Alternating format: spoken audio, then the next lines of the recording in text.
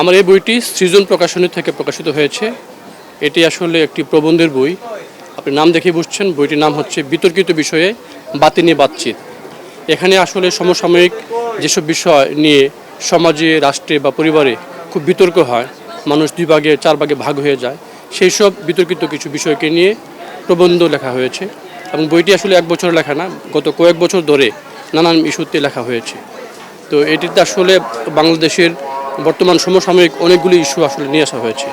উদাহরণস্বরূপ যদি ধরি, কয়েকটা প্রবন্ধ এরকম যে দেশপ্রেম বলতে কি কিছু আছে, বা আমরা যে বলি যে জনস্বার্থে কাজ করা হচ্ছে, জনস্বার্থ বলতে কি কিছু আছে কি না, বা নারী পুরুষের যে জেন্ডার বৈষম্য নিয়ে যে ডিবেট হয়। তারপর রিসেন্টলি আমাদের দেখছি যে পাহাড়ি বাঙালি যে ইস্যুটা ছিল এমন, তারপর মাজার ভাঙ্গা বা ভাঙ্গা যাবে না, এই যে দ্বিমত রয়েছে, এইসব নানাবিধ বিষয় নিয়ে আসলে লিখেছি আর কি। এবং যেটা হয়, বাংলাদেশের মানুষ অনেক ভাগে ভাগ হয়ে যায়। আমাদের যারা রাষ্ট্রীয়, সামাজিক এবং সাংস্কৃতিক নেতৃবৃন্দ, তারাও নানান কারণে মানুষকে আসলে সেভাবে ডাইভার্ট করে নানান মেসেজ দিয়ে।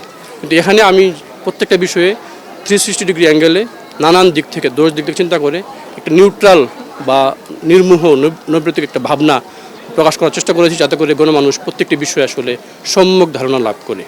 বইমেলা এবছর আমি মনে করি যে গত কয়েক বছরের তুলনায় এবার একটু মেলায় মানুষ কম মনে হয়েছে আমার কাছে, বাট সব মিলিয়ে আমার কাছে খুব আনন্দমুখরই হয়েছে। আমি মনে করি বইমেলাটাকে প্রত্যেকেরই উচিত একটু একটা অনুষ্ঠান হিসেবে নেওয়া। বিশেষ করে আমরা শিক্ষা সফরে অনেক জায়গায় যাই, বনগুলো ঘুরতে যাই, শিক্ষা সফরে আসা উচিত আসলে বইমেলাতে, অনেক কিছু নেওয়া যেতে পারে।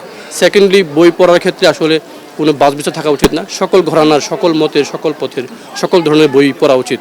তরুণ প্রজন্মকে অবশ্যই বই আসতে হবে বইমেলাতে এবং কিনতে হবে বই, কারণ তাদের মনোজগৎ চেঞ্জ হলে পরে রাষ্ট্র এবং সমাজে একটা ব্যাপক প্রভাব পড়ে, এবং তাদের চেঞ্জের মাধ্যমে আসলে সমাজে সত্যিকারের চেঞ্জটা আসবে আর কি।